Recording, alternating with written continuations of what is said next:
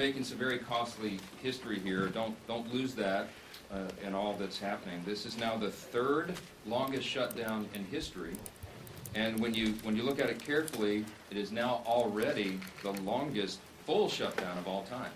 You had an example in 2018, and you had one back in 1995 that were longer, but they were partial shutdowns because they only affected a part of the federal government. This is everything. And it's also important for us to note, this is the first time in history that any party has had the audacity to shut down the government over a totally clean, nonpartisan continuing resolution. This is a political stunt, and it's the first time it's been done, and it is the most costly, most selfish, most dangerous political stunt in the history of the United States Congress, because as we have stood here day after day after day explaining all the Americans who are being harmed by this nonsense. And the Senate Democrats have zero shame about this. They don't have any shame at all about the pain that they're inflicting upon hardworking families, upon soldiers and law enforcement officers and veterans and the elderly and the disabled and women, infants, and children.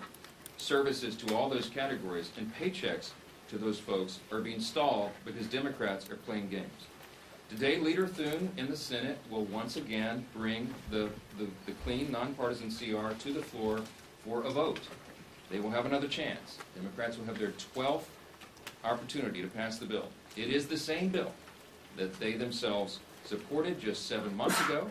Chuck Schumer gave impassioned speeches on the floor about how it was the only option. And don't forget, they did it 13 times under the Biden administration.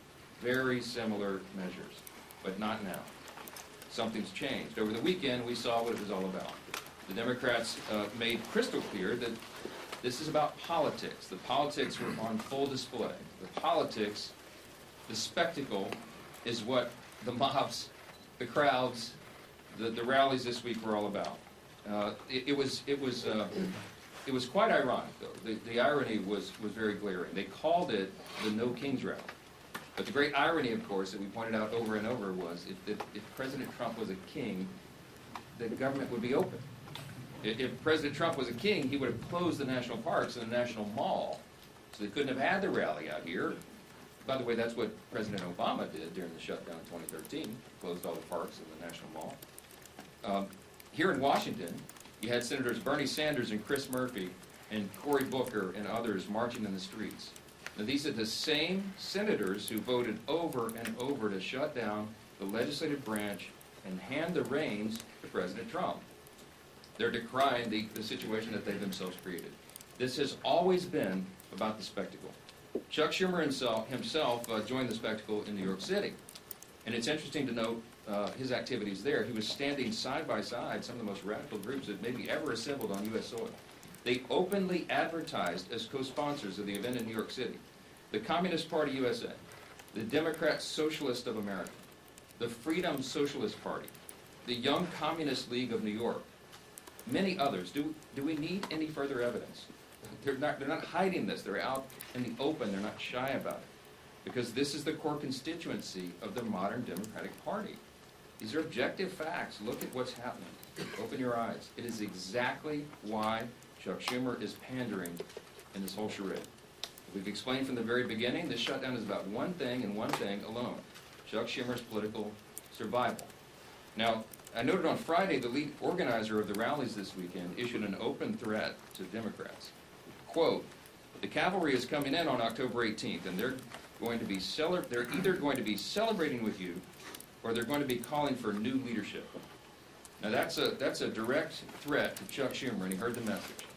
So did Hakeem Jeffries in the House. And that's why neither of them were here doing their jobs. Instead, they were out in New York and California. They were catering to the same radical base that is just days away from electing an open Marxist as mayor of New York City.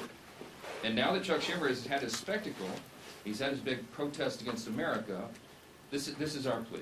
We're asking, and I think everybody in this room and everybody watching, listening to our voices this morning should be hoping that he is finally now ready to go to work and end this shutdown and stop inflicting pain on the American people. Republicans have been working. We are ready. We've been doing this. It's been over a month now. We passed a responsible short-term solution to keep the government open while we just simply finish our work to fund the government, openly and transparently. transparently, and Republicans are completely united on that front. On the other side, Democrats can't even agree amongst themselves. You got different subgroups among them. You've got a few reasonable Democrats who know shutdowns hurt the people, and they've already voted for our bill. They want to keep the government open. Then you've got others desperate to prop up the failures of Obamacare with no reforms whatsoever to make the program more affordable. That's what we're fighting for. And you've got AOC calling for her own negotiations on live TV, and you've got Chuck Schumer and Hakeem Jeffries still unable to articulate what it is they need to reopen the government. It illustrates the point once again. This was never about a solution. It was about creating an issue. Now that Democrats have had their protests and publicity stunts, I just pray that they come to their senses and end this shutdown and reopen the government this week. Republicans are waiting. The American people are waiting. And we are ready to act. As evidence of just how united Republicans are in this fight, I've asked two of our prominent leaders in the House Republican Conference. I've got House Freedom Caucus Chairman Andy Harris. Dr. Harris is also an appropriator. And House Freedom Caucus Policy Chair Chip Roy of Texas. I'll turn it over to Dr. Harris first. Thank you very much, Mr. Speaker. Earlier this month, the House Freedom Caucus made history by hosting our first press call held with the Speaker. And today we're doing it again, standing shoulder to shoulder at a full leadership press conference as part of the united Republican front against this Democrat-led shutdown. On the Sunday morning shows yesterday, the Democrats tried once again, unconvincingly, to say that they are not to be blamed for the shutdown. But the reason that the government remains shut down is becoming crystal clear to Americans. It's because centered Democrats have chosen to pander to their radical base instead of doing their job for the American people. Senate Democrats have had the opportunity to vote 11 times for the House-passed bill that pays our troops, pays our law enforcement, and pays our air traffic controllers now, and would immediately reopen the government. Instead, they've sided with the same radical activists who filled the streets this weekend chanting "No Kings" at rallies backed by the Communist Party USA and socialists, the same people who claim to hate power while demanding more control over your life. The question before us now is simple. Will at least 5 Senate Democrats relent and break from their party's left-wing fringe and vote to reopen the government today? Let's also be honest about what the Democrats are really fighting for. They're demanding taxpayer-funded health care for illegal immigrants. They want to eliminate work requirements for welfare for able-bodied adults who could work but choose not to. And they're defending hundreds of billions of dollars in continued corporate welfare for big, profitable health insurance companies that have already made a fortune off Obamacare with the Biden bonuses that the Democrats scheduled to expire at the end of this year. House Republicans have already done their job. The only thing standing between America and a reopened government is a handful of Senate Democrats too afraid of their activist base to do the right thing. But it's time for those 5 Senate Democrats to show some courage, stand against their leadership, but with hard-working Americans, and vote to reopen the government. I want to close by thanking Speaker Johnson for his leadership in standing firm against the radical left's unreasonable demands and for standing with the American people. Thank you, and then I'll turn this over to Congressman Chip Roy. Thanks, Andy, and I want to thank the Speaker and the leadership team and the President for their leadership during these last several weeks. I'd say it's good to see you, but I mean, honestly, I'd rather be in Texas. But I'm happy to be here today with these guys. No one disputes one obvious fact. It is Democrats who have chosen not to fund government. I mean, at least establish that truth, right? It is in fact the truth. And the question is why? And you saw it on Saturday. It was basically for a political rally. Rally for cover for Chuck Schumer, who's in his own political battle in New York. That's the truth. And the irony of this is, this No Kings rally. What are we actually talking about? I mean, it wasn't President Trump, but Democrats who tried to make us take a shot or lose our job. It wasn't President Trump, but Democrats who were burning our cities to the ground in 2020 and attacking police officers. It wasn't President Trump, but it was Democrats who want to push boys into girls' locker rooms, who want to force surgeries upon children. It wasn't President Trump, but Democrats who pushed fraudulent mail-in ballots in 2020 and left the elections in question. And then when Americans dared to question that stuff, they sought to jail the American people. They weaponized the government against the American people. And now they want to turn around and say they're going to have a no Kings rally? This is the dying breath of a bankrupt party, in my humble opinion. All too happy to shut down the government, then have a Chicago teacher walk around with this symbol against her neck. Somebody tell me how that's appropriate. Where are the Democrats that are crying out about how horrific that was? And by the way, where are the Democrats who are calling out the Attorney General in Virginia for calling on the death of children of a political opponent? Where is Abigail Spanberger, one of our former colleagues running for governor of Virginia? Do they not have the courage to call out fellow Democrats for that absurdity? The truth is, we have a president. We don't have a king. We have a president who loves our country, who rightly said yesterday that he's working his ass off to make this country great. He is correct. Brokering peace deals in the Middle East, rebuilding our military, rooting out DEI and critical race theory, declaring cartels as terrorist organizations, focusing on Antifa, defunding the World Health Organization, getting us out of UNRWA, making sure that we target the Southern Poverty Law Center, who are, going after people like our friends at the Family Research Council, or ultimately Charlie Kirk, securing the border, passing the Lake and Riley Act. These are the things the American people want us to do, not shutting down the government for political rallies. And the truth is, the Marxists, the radicals, and the Islamists, the Democratic Party promoted this weekend, they cannot handle the truth. The truth is that there is a king, and that king is Jesus. And the president has been willing to say it, his administration has been willing to say it, and Charlie Kirk was willing to say it, and he got killed for it. Democrats are using this ridiculous political exercise to hold hostage the government of the American people, pretending it's about health care. Meanwhile, it is Democrats who've been holding the American people hostage to an unconscionably broken health care system that they themselves created. We're saying no more. We're the party that's standing up for hardworking Americans who can't afford health care, who can't afford insurance. We're not for giving more money to the insurance companies. We're not for a $400 billion blank check to big corporate America and corporate welfare, like my friend from Maryland said. We're not for health care for illegal aliens, but for standing up for American citizens to be able to afford health care, to carry forward the president's good policies, like short-term limited duration plans, and other ways that people can actually go and afford health care. We're for law and order. We're not for hate-filled lawlessness. We're for common sense, not radical surgeries on our children without parental consent to say a boy can be a girl. We're for the message of hope, hope born in the freedom of those who fought to give it to us through their blood, and also through the blood of our Savior, Jesus Christ. Republicans are working to make America great again. Democrats have been trying to run out the clock. And for Hakeem and Chuck, their time is up. Turn it over to Steve. Thank you, Chip. Well, you can see Republicans are united strongly in working to open the government back up. We all voted to prevent a government shutdown, and that bill went through the House weeks ago on almost exclusively a party line vote. And since then, for weeks and weeks, that bill has been in the Senate, where Democrats, led by Chuck Schumer, consistently have voted to shut the government down. And we've said all this is about is Chuck Schumer trying to appease his most radical base, the most far-left elements of the Democratic Party, the people who have taken over the Democratic Party. Frankly, they've held Chuck Schumer hostage, and so now Chuck Schumer is holding the American people hostage. And this weekend, we got to see on display what that Hate America rally we've been talking about was really all about. You could see some of the signs. These are just a few. But over and over again, you could see signs like 8647. I think everybody knows what that's about. Multiple signs like that advocating for the death of our president. And where are the Chuck Schumers of the world calling that out? They didn't call it out.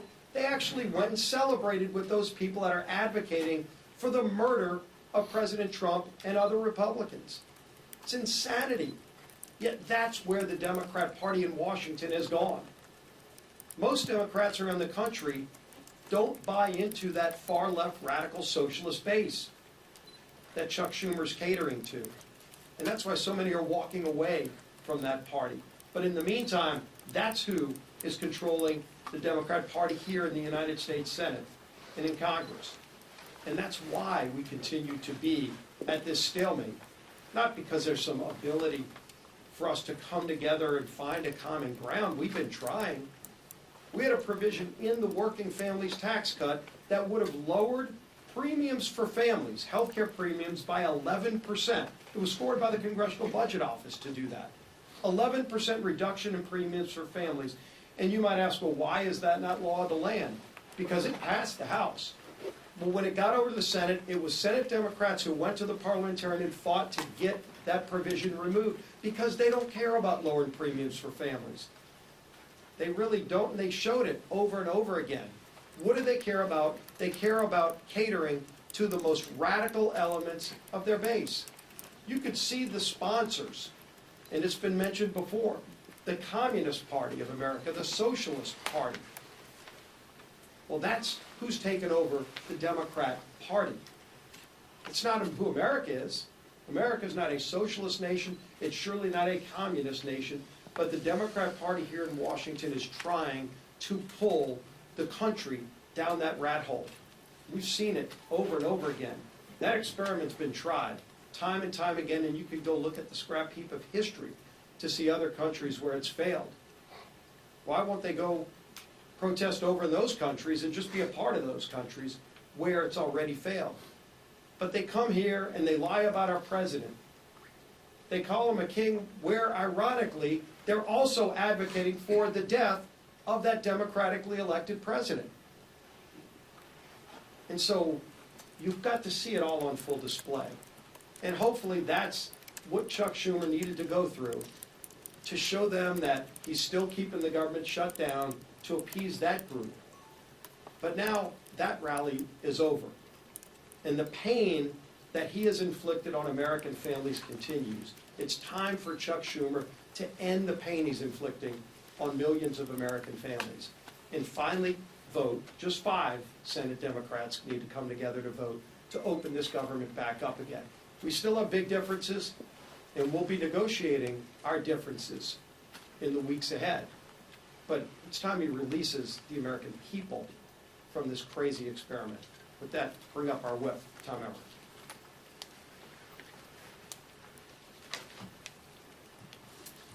As the Speaker said, we're now on day 20 of the Democrats' shutdown. For everyone tuning in, here's a quick review of everything that's happened in the last 3 weeks. Republicans did our jobs.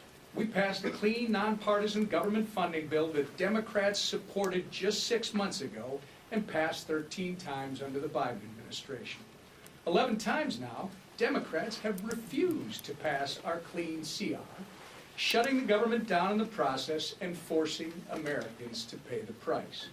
In order to simply turn the lights back on, Chuck Schumer and Hakeem Jeffries have demanded $1.5 trillion in new spending for things like taxpayer-funded health care for illegals and cutting $50 billion from our rural health care fund.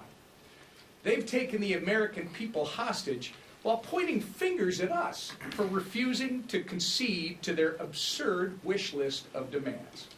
But Republicans have been clear. We will not negotiate under hostage conditions, nor will we pay a ransom. The Democrats' position is totally unreasonable. It's hypocritical. And it's pure partisan politics in a desperate attempt to score points with the radical, pro-terrorist wing of their party. Now that their Hate America rally is over, I hope that at least 5 Senate Democrats will finally do the right and responsible thing by breaking ranks with Chuck Schumer, passing our clean CR, and reopening the government. If they continue to refuse, we're going to continue to hold them to account. And I hope members of the media in this room are going to do the same. With that, I turn it back to our Speaker, Mike Johnson. Okay, any questions? Good morning. Thank you. We understand concerns about air traffic control. We understand that they're going to lay off workers at the they're going to lay off workers at the Nuclear Security Administration. What keeps you up at night about what parts of this federal government are not up?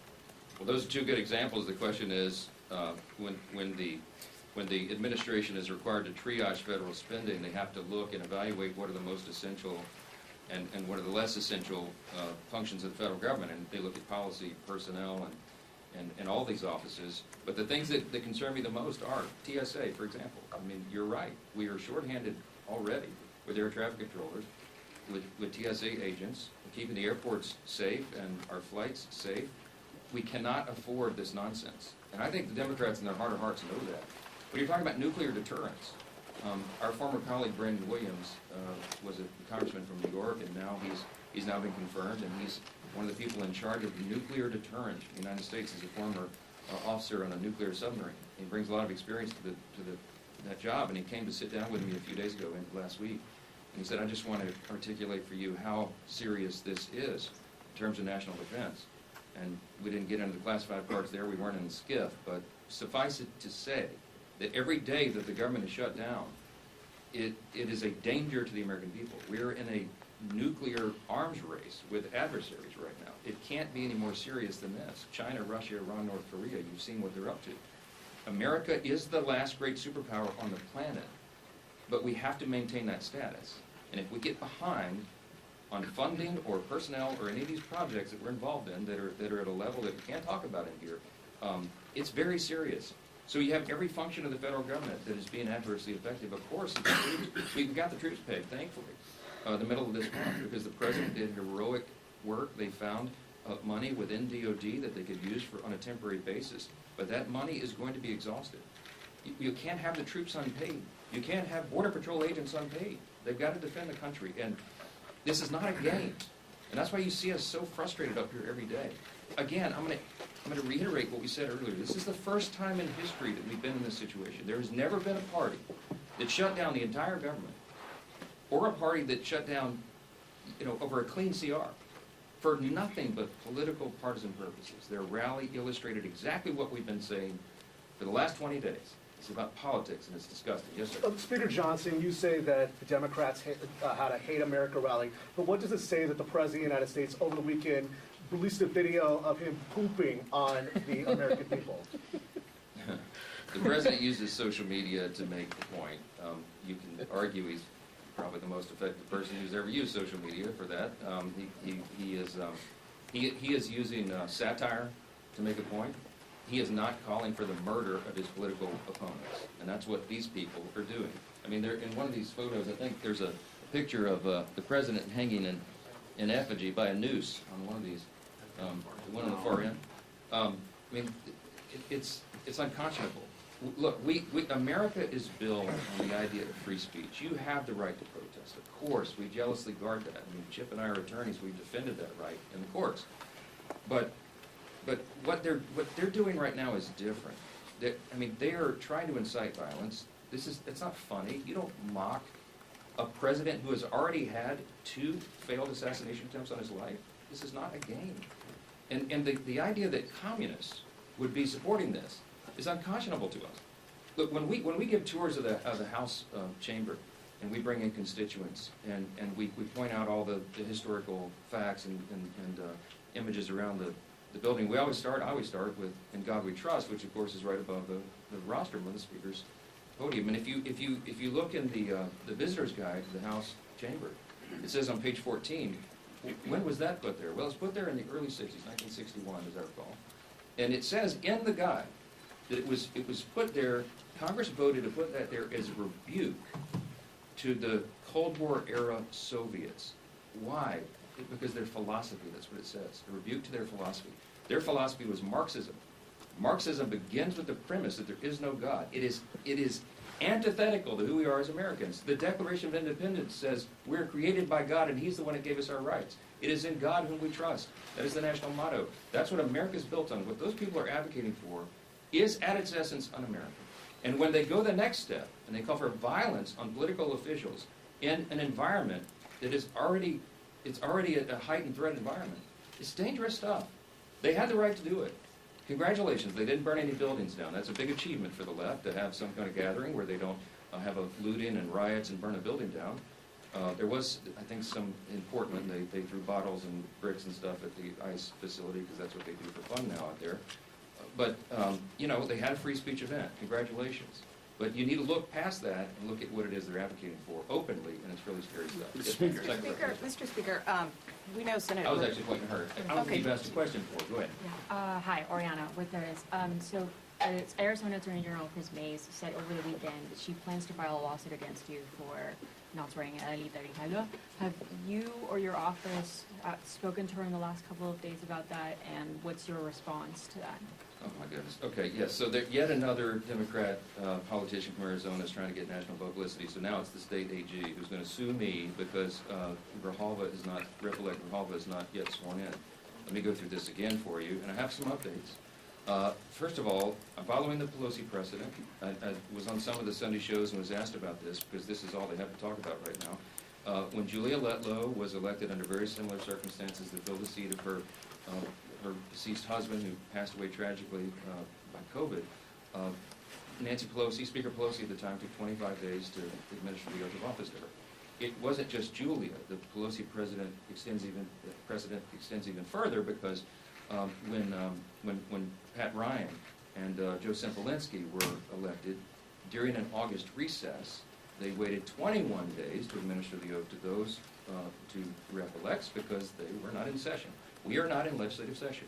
The chronology is important. Rep.